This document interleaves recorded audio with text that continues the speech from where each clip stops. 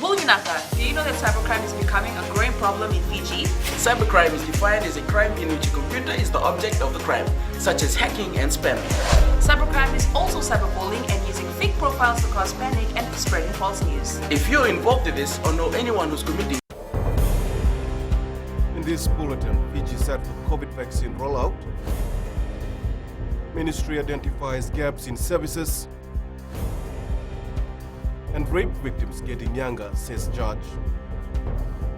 From the studios of FBC Suva. The first jab of the COVID-19 vaccine will be administered tomorrow. Minister for Health, Dr. Ephraim Wanganambete, says they will be prioritizing the registration of frontline workers for the next 2 days, as 6,000 of them are set to receive the vaccine.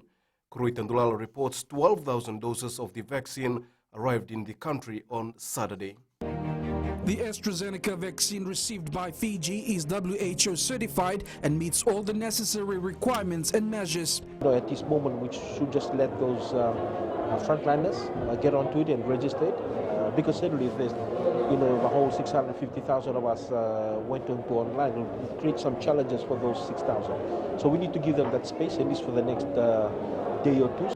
Dr. Wanganambete says they are also ensuring that the vaccine is properly handled, implementing relevant mechanisms.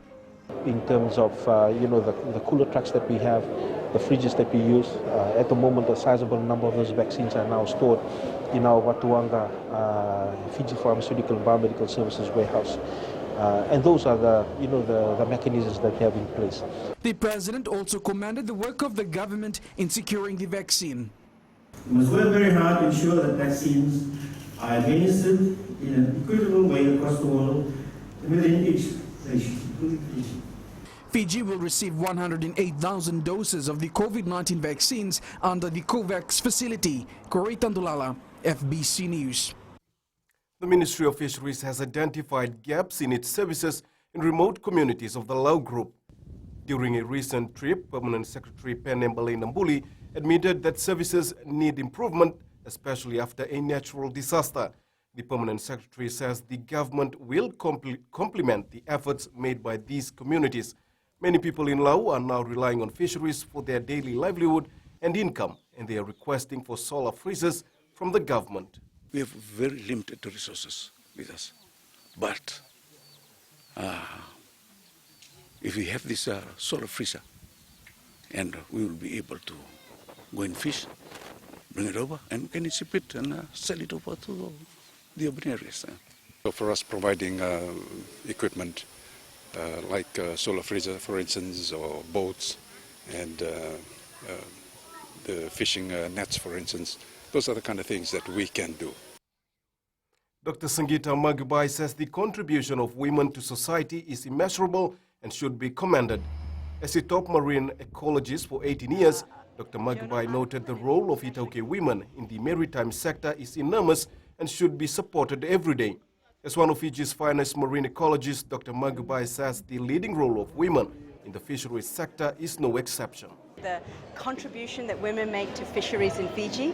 Just last week we had a journal article in an international journal got published that really highlights this vital contribution that Itaukei women make to our fisheries sector.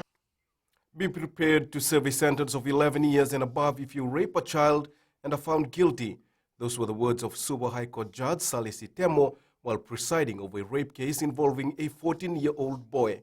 Pranita Prakash has the details. The High Court judge says rape against children is too much.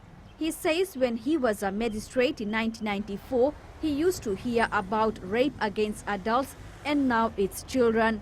Meanwhile, a Kandavu man who allegedly raped a 14-year-old boy in a village last year has been further remanded in custody. It is alleged the incident happened at a village hall in October last year. The villager is charged with 2 counts of rape and he has pleaded not guilty.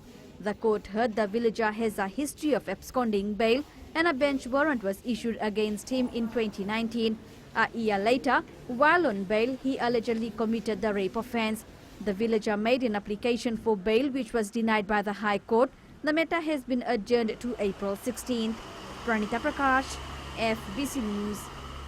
Young entrepreneurs have made a commitment to fight against corruption activities in the private sector. This comes as the Young Entrepreneurs Council yesterday launched its Integrity Workshop Outcomes aimed at taking collective anti-corruption action. Lina Rees has more. Council Chair Watesoni Nata says the Integrity Workshop outcomes, together with the changes brought on by COVID-19, have pushed young businesses to re-strategize and think outside the box. Entrepreneurial members have formed partnerships with each other or with other businesses to carry on their drive for services, for the provision of services and the provision of products to sort of enlarge on their scope of business. So there's a lot of collaborations and partnerships going on. The Fiji Commerce and Employers Federation is keen to work with young people who are looking to ensure business integrity within their ventures. Your commitment that you have made today to fight against the corrupt activities is a commitment that FSEF supports wholeheartedly. And so we stand here ready to support you youth entrepreneurs. Members of the Young Entrepreneur Council aim to take these changes and champion the way forward for business integrity. Lina Rees, FBC News. Up ahead, ACS feels pressure and more teams to join Super Volleyball. Stay with us.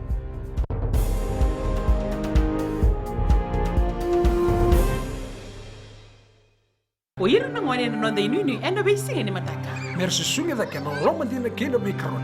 Sakena ngau na mitaro bina no rabak sangai ka wala loma takina ngwane. Dala bina oya o meliki. Bulre oya o Samuel Samuli. Nama kikirau enda be mataka. Oni tikina magrombuka. Ni boy tiri kalima na miniti me ono kina tiri na kaloko. Ena Radio Fiji One nandomo ibiti. Inda pina na mataka. Dan ramai na singabo.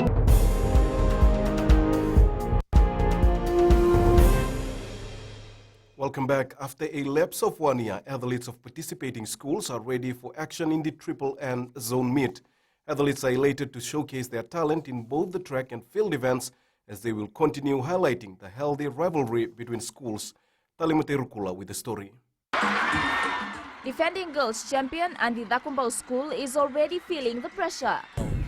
Our zone is coming up and it is our job now to try and take the team where they have left off. You know? We are not underestimating anyone, and we actually encourage our athletes to be strong in all the events. Having a new set of athletes competing this year, Romboy Liku says the zone is set to uncover the best of the best. Come the day, then that's the only time we'll know where we are strong and where we need to really work hard. Sila Central High School, who have been the underdogs in the zone, aims to go a step higher this year. Well, we hope to get some of that from the boys and hopefully push with the girls division. Like I said, ACS and Lillian has always been the top with the boys and girls. But we hope to pull away some of those medals to Sila. 19 schools will compete in the Triple N Zone, which starts on Thursday with the 3,000 meters open grade. The meet will continue on Friday with the finals at the NZ Stadium in Suva. Talima Terkula, FBC Sports. Nandi Football is in for a tough battle in the second round of the Digicel Premier League this weekend. The Jet Setters will take on Ba on Saturday, and knows getting the maximum points will be a challenge. Interim coach Salehan Lal says after the 2-2 draw with Nandrunga on Sunday, the team is in a better position to map a plan against the Man in Black. I think this has really opened the eyes for the players. Actually, everybody before the game, everybody wants to come and play for a win. But then after this draw, I think the boys will go and do more hard work come the game against the Ba. The Super Volleyball Association is anticipating more teams to join its weekly competition. The association has seen a positive response since competition kicked off in December, registering a total of 42 teams, 29 men's team and 13 women's team. The next phase for SVA is dividing these teams between their various grade levels. Interim President Kemueli Naingama says this will help the clubs know which level they belong to, either A or B. We're still anticipating that more teams will join us later in the season. The final selection for the national women's cricket team will be made next month. Since the introduction of its high-performance unit, head coach Toeli Mateawa has seen an increase in women's participation in the sport. Mateawa says now he has a pool of women cricketers who select from. The women's selection will be the first term holiday where they have their national cricket competition. That's where we will pick a squad to Fiji for the qualify to Samoa.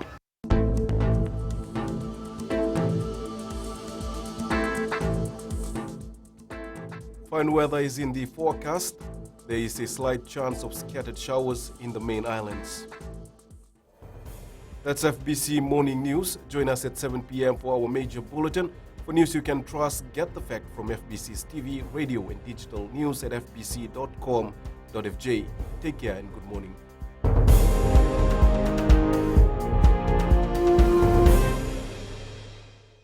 हमारे खूबसूरत देश Fiji में child abuse की घटनाएं आए दिन बढ़ रही है। क्यों बच्चों का मासूम बचपन अब्यूज का शिकार हो जाता है? अपने बच्चों की सुरक्षा का खास ख्याल रखें। उनसे बातचीत करें, उनके दोस्तों के बारे में जानें। आज के बच्चे देश का भविष्य है। मैं दीप्ति और मैं मोनिश, आपके हमसफर। शामिल हो जाए हमारे साथ मंडे टू फ्राइडे 5:45 AM से 10 AM तक रेडियो फिजी 2 देश की धड़कन पर।